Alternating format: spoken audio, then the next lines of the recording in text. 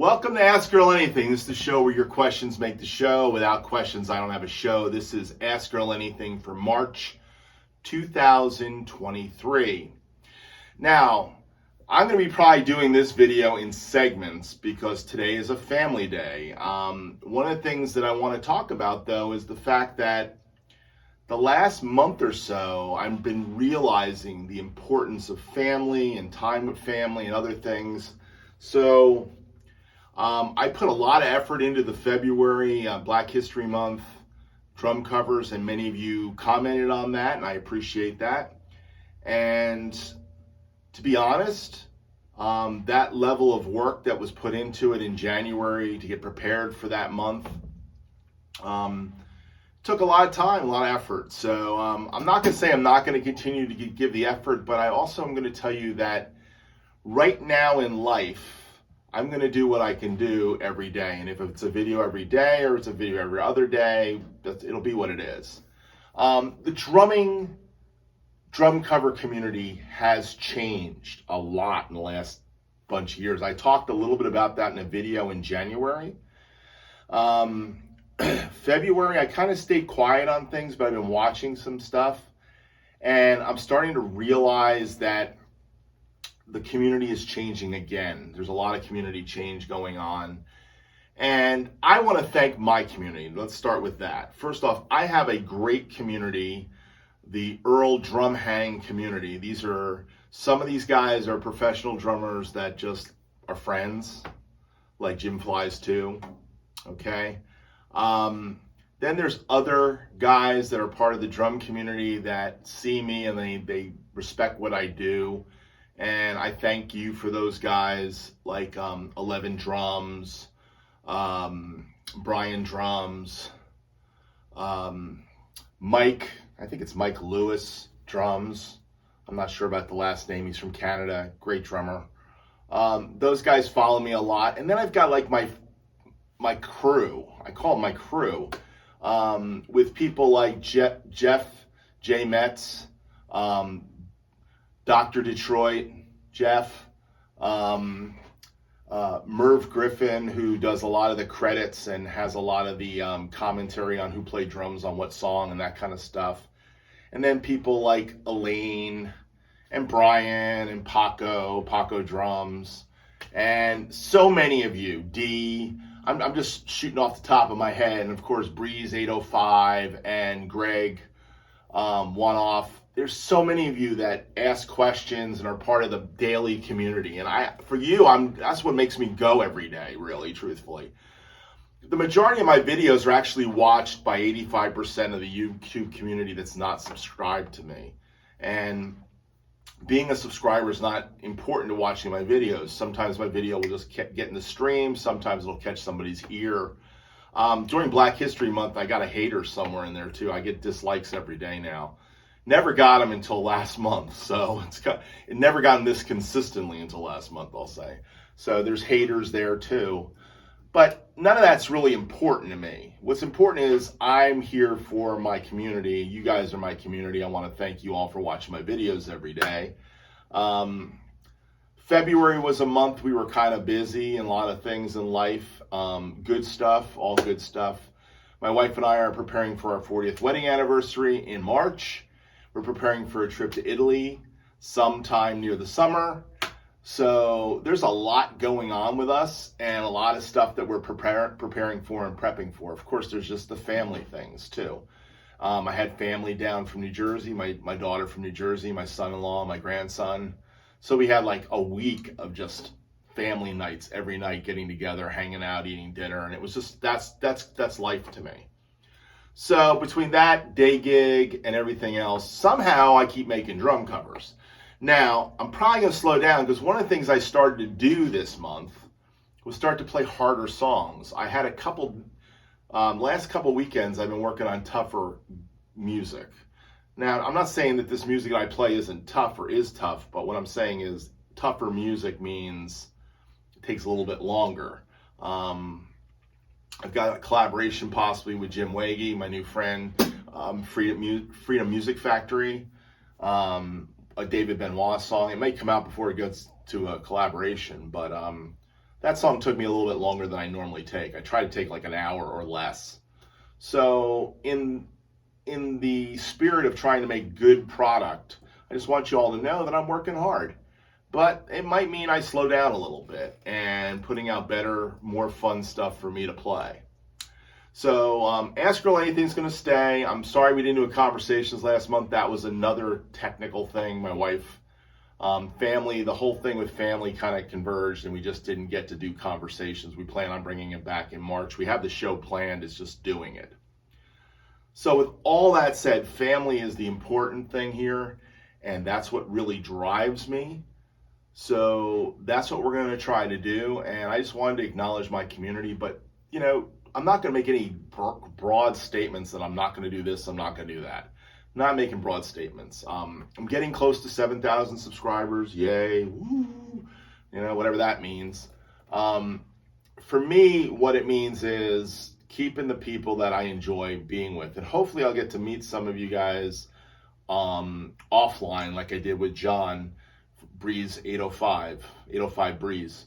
I like meeting people and getting to know people, talking on the phone. That's how it usually starts. I'll get a phone call and talk with you. And I like to get to know your story. And I'd like to start doing live streams again and things, but again, that just takes time. And right now the grind has not allowed me to do that. So what you're going to see in March, you're going to see some different drum covers. Some stuff that's a little harder, some stuff that's a little different for me. And I'm just going to try to have fun with it. So, but anyhow, this segment probably is going to be broken up. So you may see me at different points in the day doing this segment because I have my daughter's coming over, and my grandson, one of my grandsons. So it's going to be a little bit of fun. If they bump in here, we'll just let go at that point. Anyhow, I'm going to start with the first question, and the first question I'm set up for. So let's go to the questions real quick. And I have a couple questions I'm set up for, to be honest. But there was one about a big fat snare drum ring. So Mickey F said, I like the big fat snare drum sound. Before you place it on the drum, do you adjust the tensioning or tuning, or simply just play it as is? I brought the same one too. I don't get the sounds you're getting. I'm thinking it may have to do with how the snare is tuned and tightened. I haven't adjusted it yet, but it's because I like the tight sound for regular playing. So the concept of the big fat snare drum is the ring concept. So I normally put the ring on whatever I want to change the sound of the drum in some way, but I don't really mess with the tuning of the drum. I have about 15 snare drums that I actually have 5 or 6 that I use on a regular basis, and there's about 15 snare drums hanging around here of all different sizes and shapes. I don't go to the 8-inch very often, don't go to the piccolo very often. 5x14 is my favorite size drum. The Nova Cooley and my Black Beauty are my favorite drums. But rather than go to a deeper drum sometimes, I will pull out a big fat snare drum. Now, the big fat snare drum that I got came from my daughter and my son-in-law and my grandkids. And it's this one. It's the one with the big O in it. Now, I've had a big O one before, but it was one I made. These are not hard to make. You can make this with an old drum head, and I have a lot of these, by the way. Here's the one I made with the big hole, okay? So you put the one with the big hole in, it's got that sound. When you put the one with the big hole, here's the sound without the big hole. Wide open, nothing under the microphones. And that's the big fat snare drum with the hole. So you can make your own big fat snare drum if you like. It's got a little more weight on the edge. It's kind of interesting how that works. Now I find that is sometimes too much of a sound. So I have a couple zero rings I've made out of drum heads that I use just as often, by the way, on the Black Beauty and on the Cooley and on the other Black Beauty, the 6.5. It gives a little more opened up sound. It's not as big and fat because it's not as dead. So keep that in mind, that you don't have to use the big fat one. Now, here's what the thing about big fat snare drums. The first one I got was this. It's the full on one. And I don't like this sound at all. It doesn't, it's too much for me. So some guys like that. I don't particularly on a snare drum. I do like it on a floor tom. So that's an opened up floor tom. You put that on it, and it gets very dead. So I use that on floor toms sometimes. I've made my own of these heads. This is a 10, I think. No, it's a 12. Sorry, I have the 10 up today. But if I had the 12, this would drop on it. This has got a variety of these. That's too dead, isn't it? That floor tom. But it's kind of a cool thing on a floor tom. And that's where I use this more often. I used to use this in church, and I used to use it on floor toms. But no, I don't tune the snares because if I want a different sounding snare, like a real deep one, I'll pull a deep one out and put that up first. But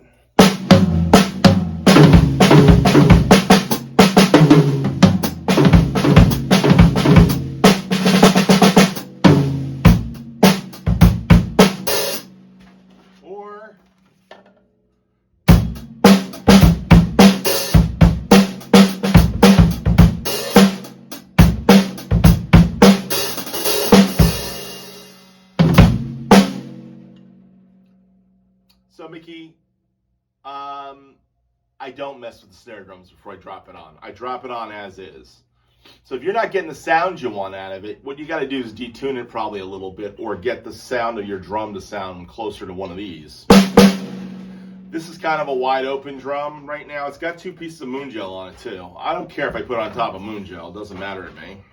You know what I mean? It works. So.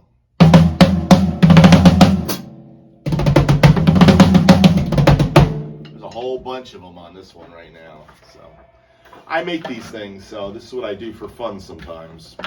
Take an old drum head, cut a circle, then cut a circle in the middle of it. This is the circle of a middle, actually. That's how it kind of fits on a 12. It doesn't fit on a 10 though. This is the other one for this.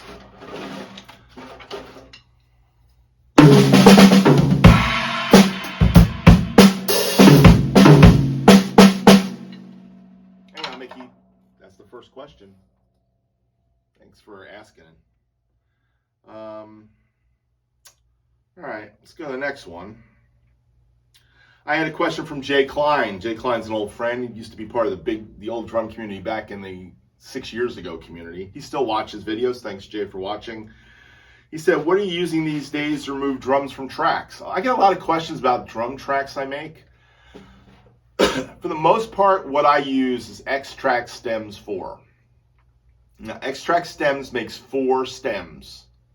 I am not making a stereo file track with a click on it. That's not what I'm doing. I am making 4 stems. It's usually a vocal, it's an other, it's a bass, and it's drums. And when it does it very well, it takes the drums completely out. When it doesn't do it so well, it doesn't take the drums completely out. And you start to find that there's other drums in the other track usually. So I have to do some EQing every once in a while, which makes the track sound a little funky, but I don't really care if I get rid of the other drummer completely. It's better for me. But X-Track Stems 4 is what I use. You could use Moises. I've tried Moises. I'm just not a big fan of Moises, to be honest, and I'm not going to spend the money on it. I've already spent the money on X-Track Stems. $50 a year is $50 a year. It's well worth it, the amount of drum covers I do. So that's why I use it. Plus, I bring it into a DAW. I'm not bringing it into an iPad. I'm not bringing it into a scenario with the camera. You know, like if you're using a zoom camera with 4 inputs, you might want to, it may not work for you there. That's where Moises might work, making a 2-track. I'm not making a 2-track without drums. I'm making a 4-stem project, which basically I pull into Logic as 4 stems. That way I have more control. So it works for me, and it works very well. So thanks for the question, Jay. I don't even know if you know I was going to use that. Another question came from a guy named Dave Pounds, and he's asked this question before. He said, he's asked me this question. I noticed on all your covers you're using 2002 B8 cymbals. I know you have plenty of other cymbals. Do you ever use B20 cymbals, and what type of music would you use them for? So today I set up some B20 cymbals. I have a set of Zildjians. I have a set of Sabians. This is one of my Sabian crashes. What do I use these for?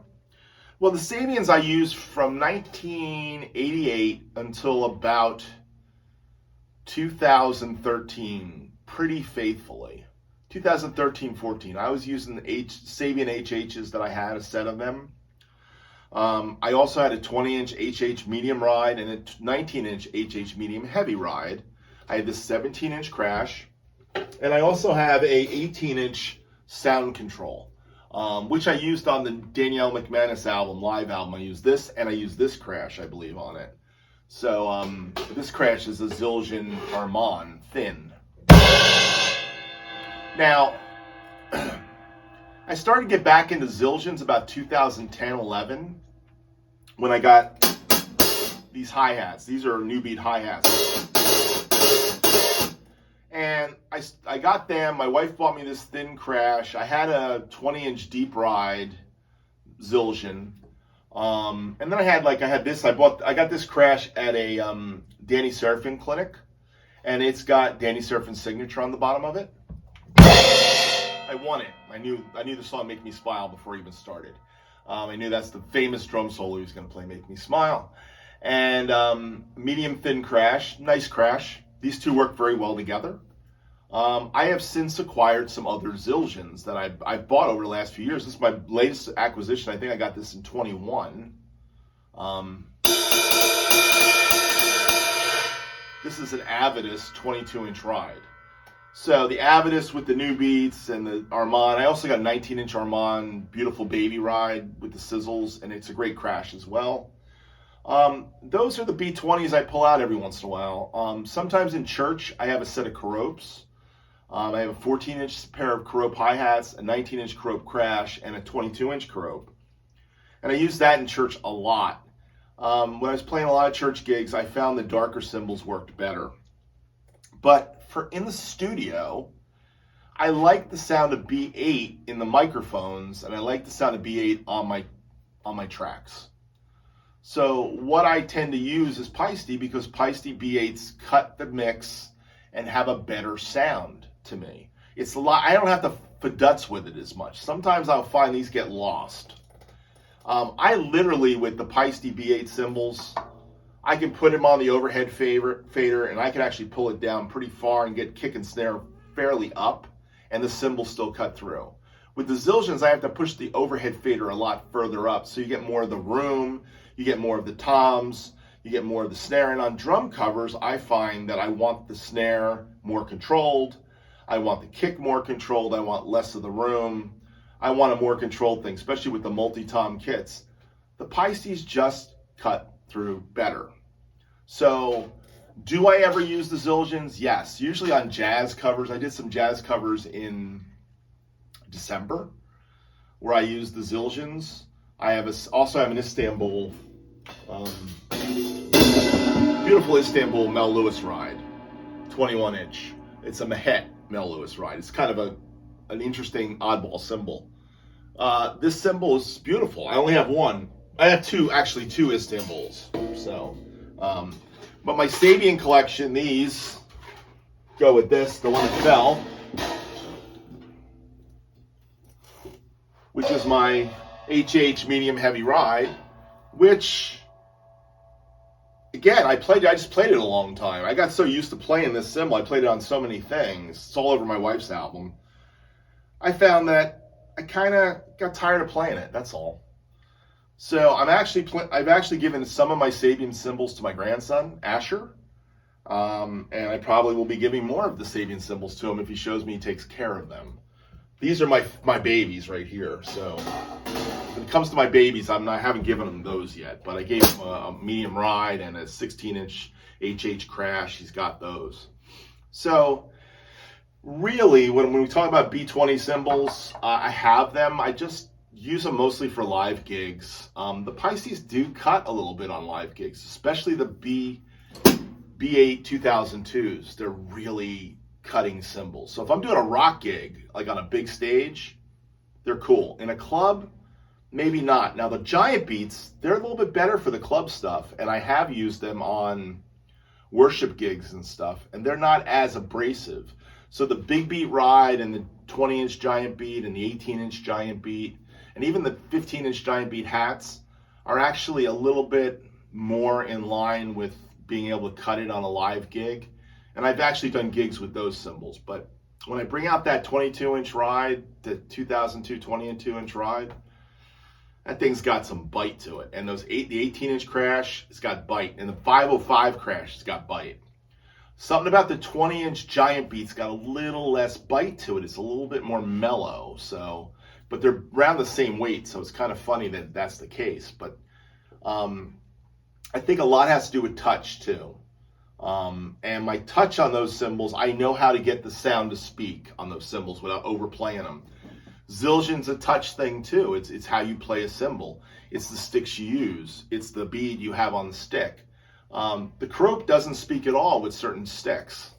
I actually bought a pair of nylon tip sticks to get the croak to sound better because it doesn't have definition. Where this is why I bought this cymbal. That's got definition. So when we talk about definition, we talk about the Avedis, that sounds great. The croak, too dark, less definition, but it really does work in a smoky room, a wood room, church room. It works very well. It doesn't build up. And for that church where you're riding and getting that washy sound, that croak does work for that. It also works for a jazz gig.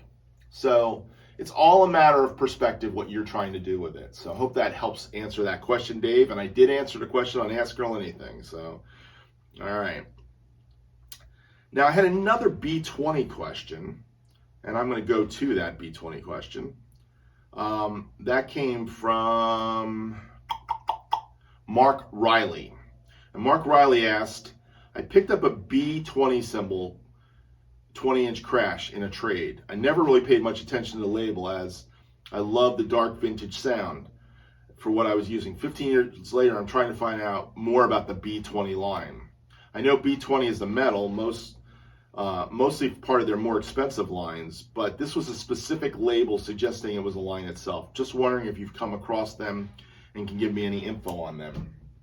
So I remember Sabian creating something with a B8 line, which is the bronze, the B8 bronze of Paistes 2002s. But they did have a B20 line, and I think the B20 line was made by Tosco. Now, Tosco is a label that Sabian owns. This is a Tosco by Sabian 18-inch thin china.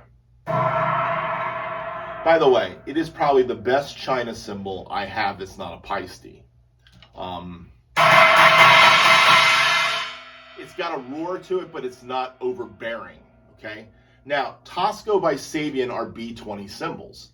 So I think Sabian had some B20 cymbals that were made under the Tosco name, and then they went under the Sabian B20 line, which was the Tosco factory, which Tosco I think was made in Italy, and it might have even been made by UFIP. But I'm not sure about that, and it's very hard to get that history, unfortunately. Now, it may be in that history of cymbal book that I haven't read all the way, but I have the book. But Tosco, the name Tosco definitely went to Sabian by the 2000s, because I bought this in 2000, I gotta say 6, 7, 8, somewhere in that range, and I used this for a long time because my Paiste signature 16-inch china, thin china, it cracked.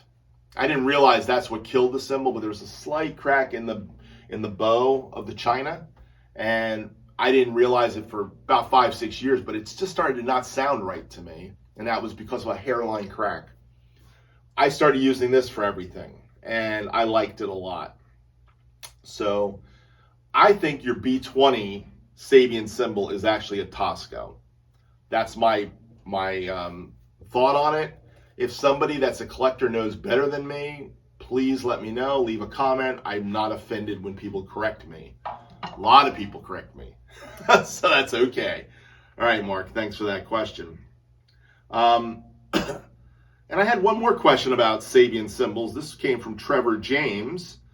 It was on my Sabian cymbal talk. He said, question, a while back I purchased a vintage 20-inch Sabian sound controlled ride with a pinkish purple logo. Paid quite a lot for it because I took the guy's word how rare they were. Upon research, I cannot for the life of me find any information online regarding these colored label Sabians. I'm more of a Peisty guy, so I'm looking to let it go for a fair price. I'm not sure what the price to put on it. Any advice or help? Okay, so Trevor. Let's see.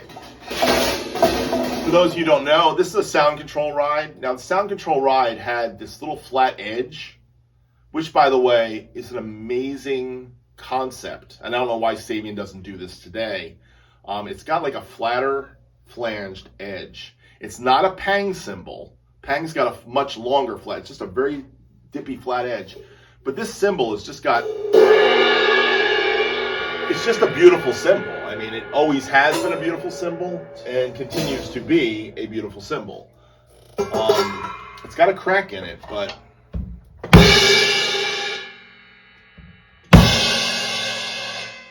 they go together very nicely. It also has ride capabilities. That's why it's called a crash ride.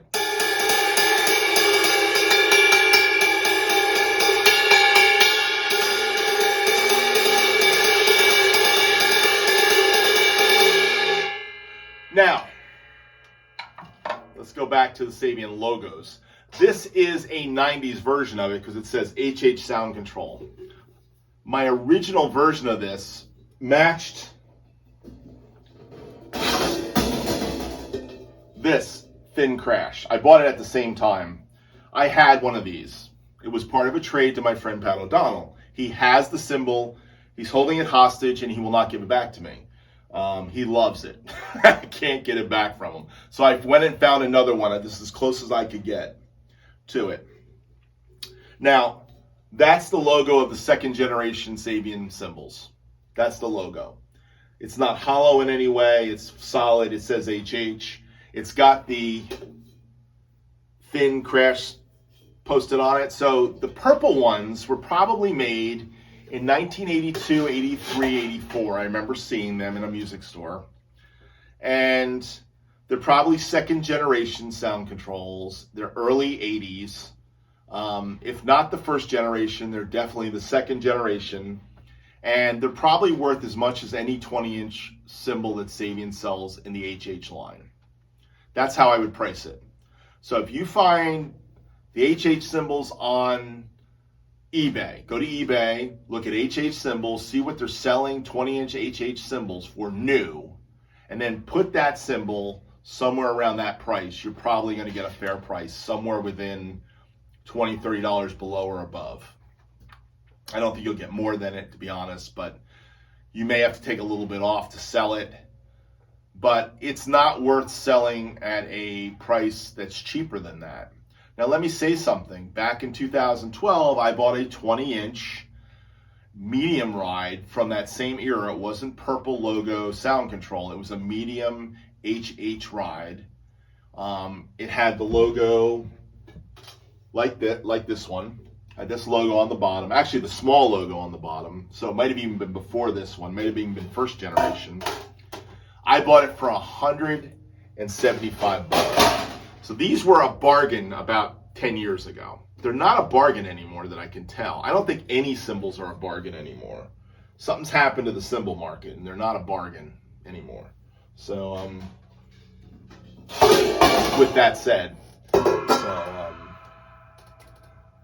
this is the 17, by the way. They go very nicely together too, by the way. B20 goes nice with B20. I could put any B20, Zildjian Sabian, Istanbul up here, and they're all going to sound right together. B20 does go with B8 sometimes, if you want to. I tend not to mix it, and I tend not to mix my Sabians and my Zildjians. I'm just kind of a purist because I have sets of cymbals. But again, that's the way I would price that cymbal. I do think it's rare. I do think it could be a beautiful cymbal if it's a ride cymbal. It could be a very collectible cymbal. Some guys really like those sound controls. They're kind of like the mystery cymbal that not a lot of guys have. But if you find one, like if I saw a 22 sound control for the right price, I might go for it. I wouldn't go for a 20 because I got this thing about 22s now. I don't really want to play 20s anymore. I have a few 20s that I use. My 19-inch, that's a 19-inch Sabian HH. Medium heavy, that's a very unique cymbal. I'm not getting rid of that either. But any kind of sound control ride is probably a pretty unique cymbal. So it's probably, there's some guys out there that really love those cymbals. So that's where I would start as a pricing point. So I hope that helps. All right, looks like I'm getting through the show. I don't know where my daughter said. She said she was coming over here. So, all right, Mark Riley, Trevor James, got Mark Riley. All right, the next question comes from my friend Alan Ford. And Alan Ford asks a question. I need some feedback on something. How would you compare the USA custom drums to the Ludwig Classic Maple in feel, sensitivity, and playing softer, responsiveness, sustain, attack, assuming both of them have the same head combinations? Do you feel that the Ludwig, you kind of have to dig in and hit harder to pull a sound out of them in comparison to the Gretsch? Die-cast versus triple flange. Now, first off, I think it was Alan. Yeah, it was Alan. Alan. First off, I've owned vintage Ludwig kits, okay?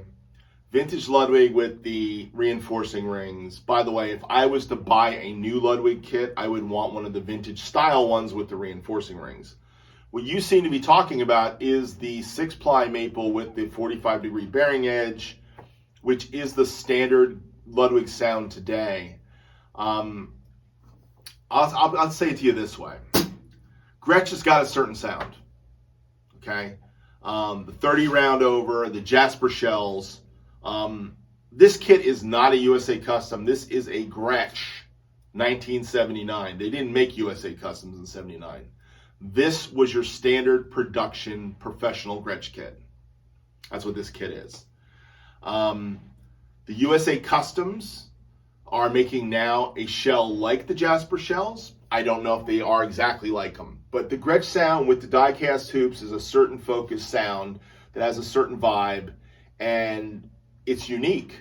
It's so unique, and this is why I'm going to say this. It's so unique that when Vinny Colaiuta left Gretsch for 1 year, he went to Ludwig, and no matter what he did with the Ludwig drums, within a year he was gone. After he did his contract for a year, he said, I've had enough.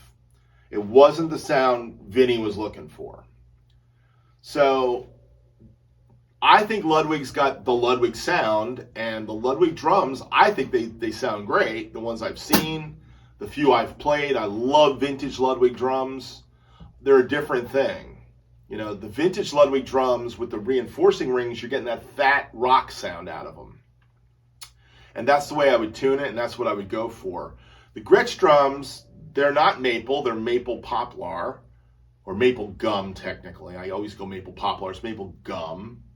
So there's a little gum shell in there. That makes just such a difference, and the die-cast hoops make such a difference. So I think it's not apples to oranges, they're different.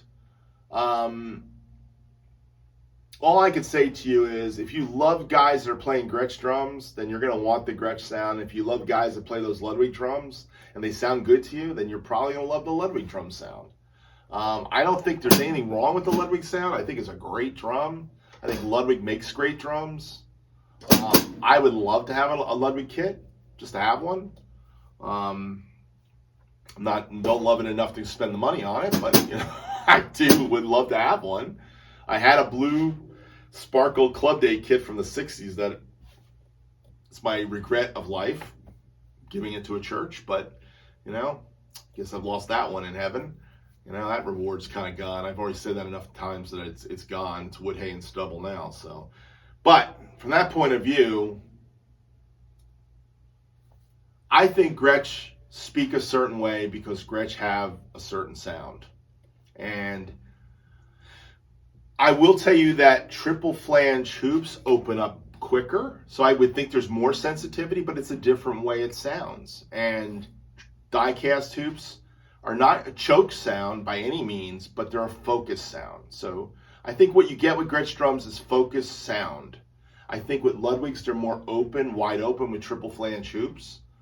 and it's a different vibe.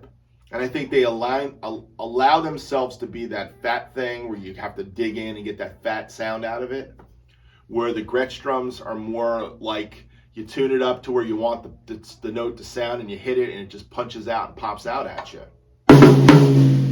Right now I got this drum tuned down a little bit, but if I tune this up and it has that bright thing, it's kind of really kind of cool. It's kind of a jazz sound, you know, it's cool. This is a UV1 head, by the way. Evans UV1 on the tops. I got a coated ambassador on the bottom. They're about the same pitch. They're close, a little close. I've been digging the UV1s too. The UV1s seem to work.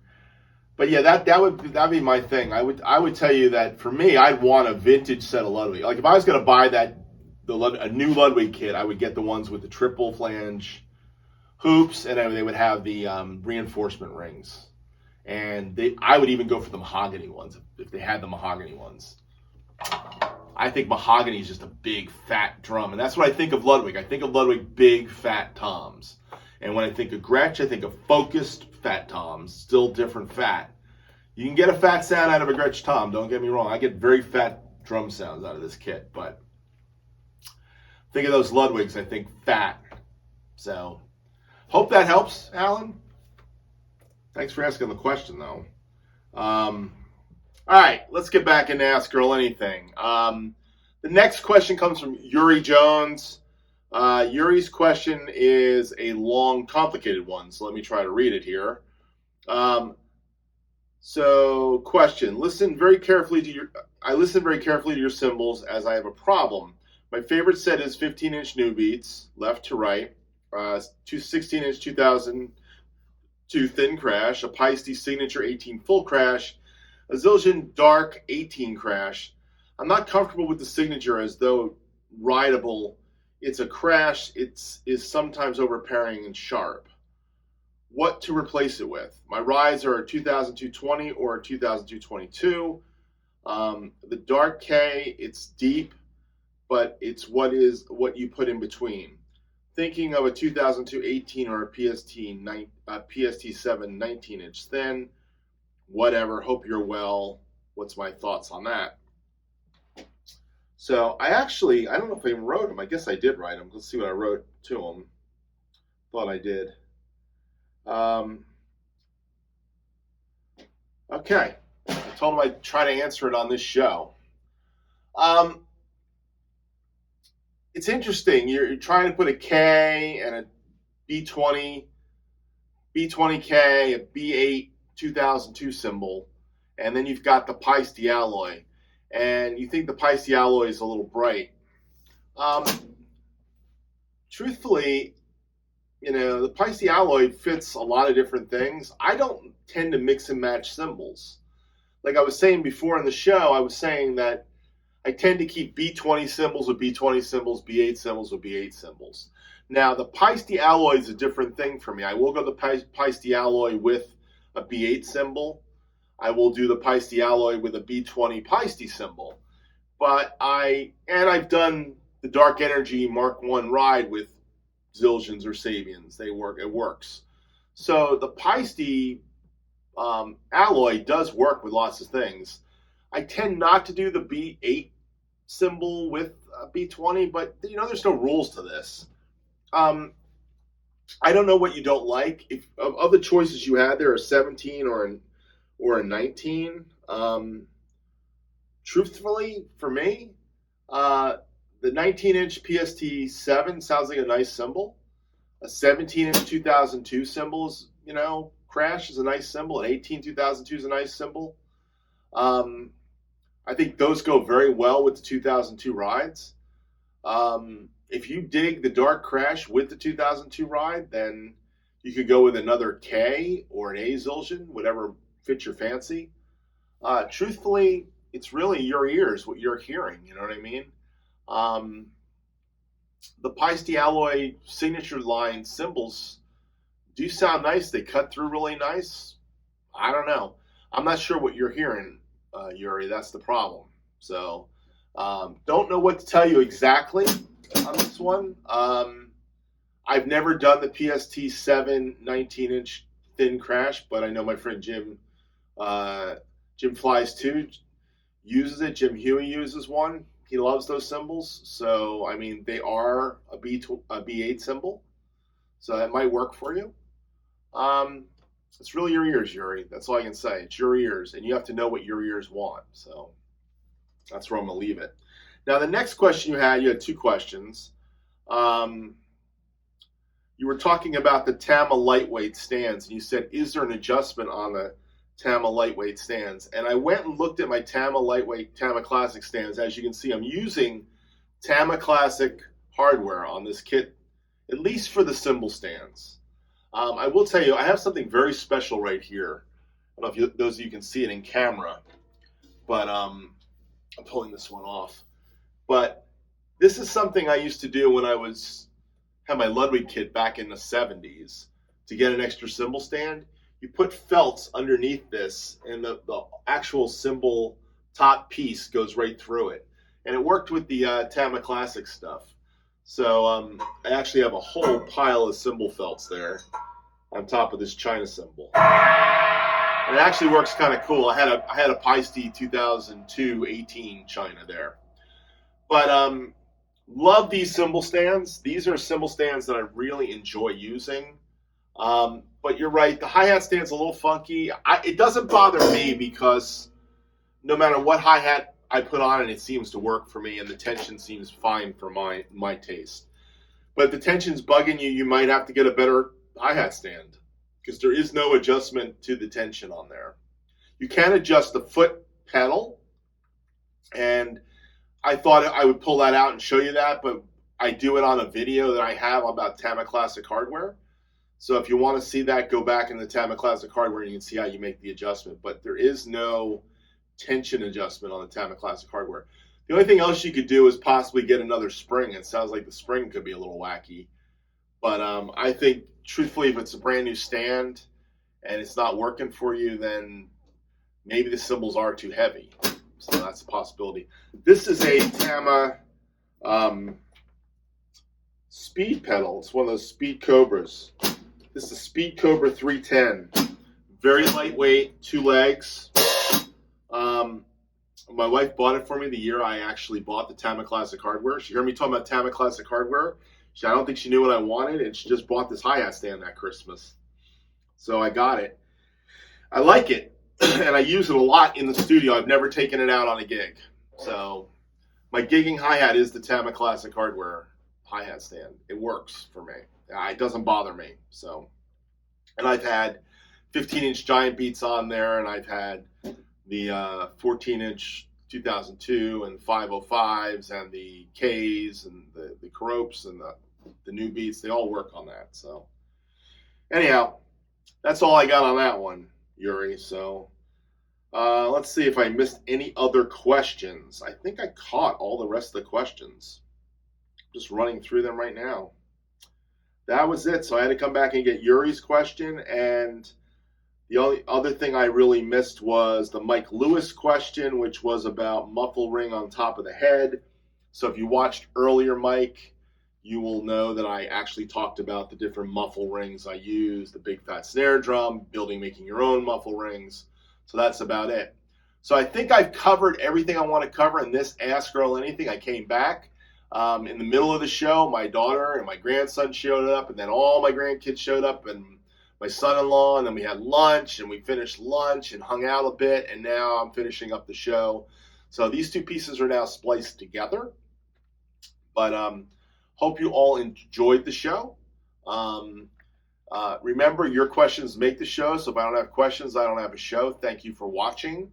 And everybody, remember that this show is about my community. It's about the people that I love playing music for every day. Thank you all for being subscribers and watching. Please like and subscribe.